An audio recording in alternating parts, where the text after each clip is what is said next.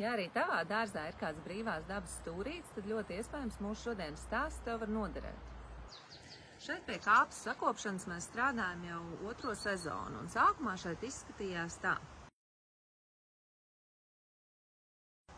Saimnieki gribēja pēc iespējas vairāk saglabāt dabisko piejūras ainavu, un tāpēc sākumā kāpe tika iztīrīta gan no atkritumiem, gan vecajām lapām un dažādiem krūmājiem.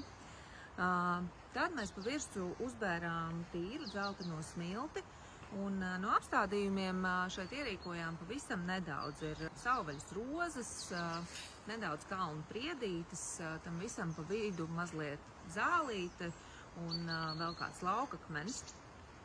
Un tad šeit izskatījās tā.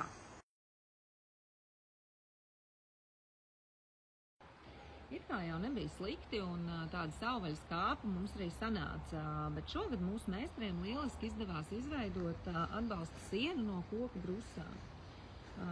Blakus gar šo atbalsta sienu mēs izveidojām taku ar sīkšķēmas segumu, kas vakarā vēl arī tiek izgaismota. Kopumā, manuprāt, tas, kas mums šeit sanāca labi, ir ar atbalsta sienas palīdzību mēs brīvo dabu ielikām tādā kā rāmītī un radījām skaistu un sakoptu skatu.